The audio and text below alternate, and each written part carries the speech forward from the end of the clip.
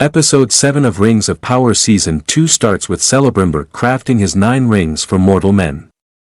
He's obviously gone off the rails, and Sauron is quick to step in to make sure his vision is still intact. He's a couple of days out from finishing the rings, but outside the room, war is raging. Sauron takes command of the defenses, telling Merdania that Celebrimbor has lost his mind. As for Adar, he focuses the catapults on the cliffs next to Eregion, intending to close off the river. To counter that, Sauron decides to send the troops out for a ground assault. Arendar, fresh off murdering those 2 poor elves who just wanted to find their way back to their baby orcs, shows up and sees what's befallen the city.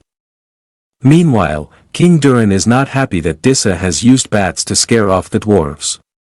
He commands them to return and take them down. The dwarves though decide to stand with Durin and Dissa. They need to get the ring off King Durin. And word comes in that Durin's buddy, Elrond, has arrived. Elrond pleads with Durin for help, to stand by his side and help save Eregion from certain doom. While he contemplates this, Celebrimbor works to finish the rings. However, he's figured out there's a pattern to Sauron's vision. Celebrimbor knows that he's under some sort of illusion, and asks who Sauron is. When he throws an axe at the window, it breaks the spell and Celebrimbor heads out and sees Eregion under attack. That special mithril. It turns out to be Sauron's own blood, so he can put his will into the 9. Celebrimbor tries to convince Merdania of his imprisonment and points out who Sauron is. However, nobody believes him. And just like that, Celebrimbor throws Merdania off the rafters and she's killed by an orc. Sauron speaks to Celebrimbor and demands he finish the 9 rings. In exchange, he'll leave the city. However, horns on the horizon bring in the Wish.com version of the Rohirrim. The group ride into battle, but they have a secret weapon. It's Galadriel. As she's held up at knife points, Elrond calls off the charge at the last second. Back at camp, Adar offers an exchange. He'll get Galadriel back in exchange for the ring. Elrond refuses and instead, decides they need to fight on the battlefield. Elrond is let go. But Galadriel is still imprisoned. And just like that, Elrond kisses Galadriel.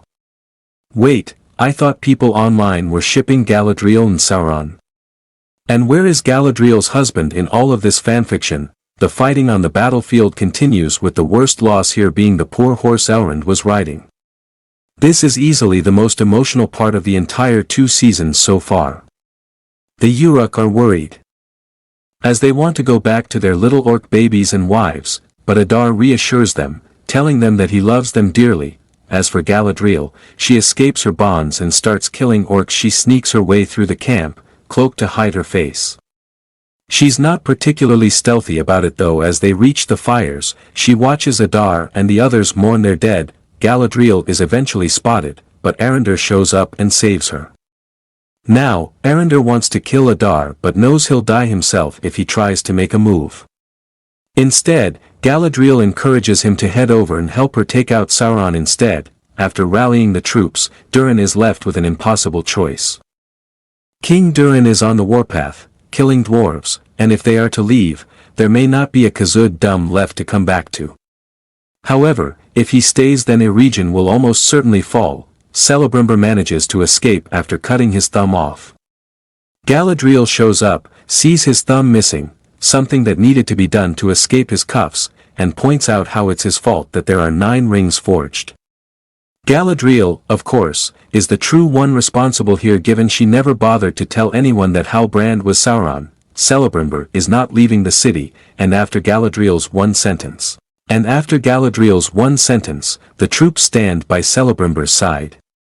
Celebrimbor repurposes dialogue from Lord of the Rings, which is a staple of this series, before tasking Galadriel with collecting the rings. Outside, one of the cosplay elves, Rian, manages to hit a flaming arrow into a pot of gunpowder, blowing them up before being hit and killed herself.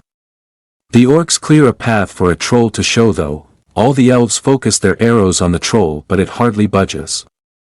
In fact, it strikes orcs and elves alike and knocks them into the wall.